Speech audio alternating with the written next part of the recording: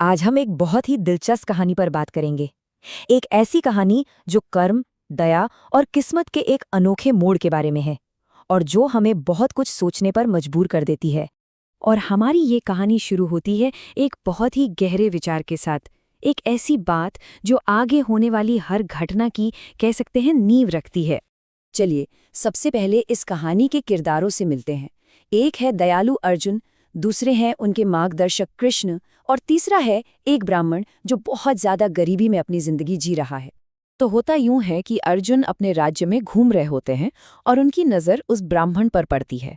उसकी हालत देखकर अर्जुन को बहुत दुख होता है और वो फैसला करते हैं कि इसकी मदद करनी है, इसकी गरीबी को हमेशा के लिए खत्म करना है। और बस यहीं से अर्जुन की कोशिशें शुरू होती हैं। उन्हें लगता है कि एक बड़ा सा तोहफा एक ही बार में उसकी सारी मुश्किलें दूर कर देगा। तो वो क्या करते हैं? वो ब्राह्मण को सोने के सिक्कों से भरा हुआ एक पूरा का पूरा बर्तन दे देते हैं।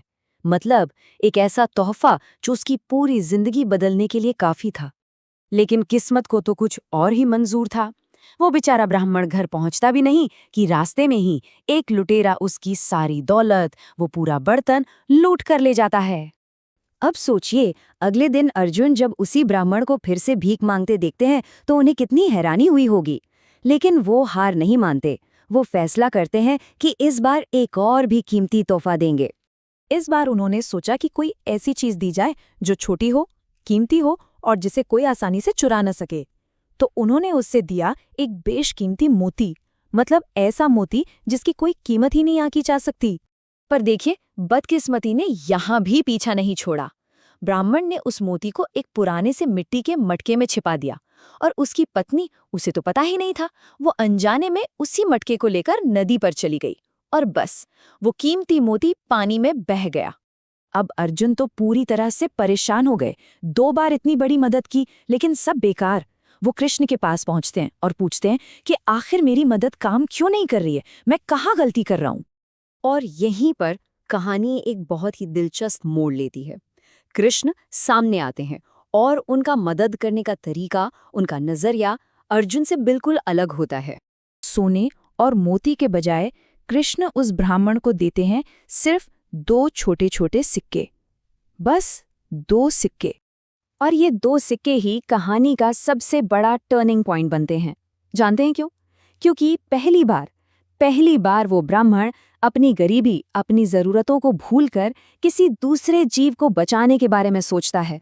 दया का ये छोटा सा काम, ये एक निस्वार्थ कदम उसकी किस्मत को पूरी तरह से, मतलब कह सकते कि 180 डिग्री पर पलट कर रख देता है। एक चमत्कार होता है सच में। जैसी ब्राह्मण उस मछली को पानी में छोड़ने वाला होता है, मछली अपना मुंह खोलती है और वही बेशकीमती मोती बाहर आ जाता है जो नदी में खो गया था। और बात यहीं खत्म नहीं होती। ठीक उसी पल वो लुटेरा भी वहां आ जाता है, जिसे अपनी गलती पर बहुत पछतावा हो रहा था।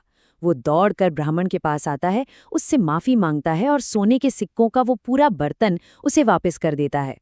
अब ये सब देखकर तो अर्जुन की आंखें फटी की फटी रह जाती हैं। वो कृष्ण से पूछते हैं कि आखिर ये सब हुआ कैसे। और यहीं कृष्ण इस कहानी का असली सबक, असली मतलब समझाते हैं। कृष्ण बताते हैं कि ये सब कर्म का खेल था। ब्राह्मण का भाग्य असल में उसकी अपनी सोच और उसकी नीयत से बंधा हुआ था। यहाँ फर्क एकदम साफ है ना? जब अर्जुन ने उसे तोहफे दिए तो ब्राह्मण का ध्यान सिर्फ दौलत पर, सिर्फ खुद पर था। लेकिन कृष्ण के उन 2 सिक्कों ने उसे दूसरे के बारे में सोचने के लिए प्रेरित किया। और जब तक वो सिर्फ पाने के बारे में सोच रहा था, तब तक उसका भाग्य, उसकी किस्मत रुकी हुई थी।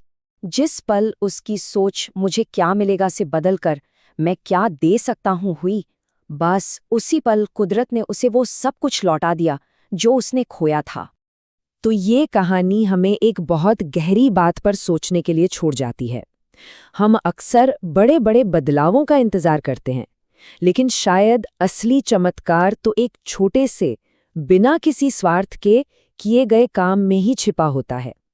ये हमें याद दिलाता है कि जब हम दूसरों के लिए कुछ अच्छा करते हैं तो हम अनजाने में अपनी ही किस्मत के बंद दरवाजे खोल रहे होते हैं।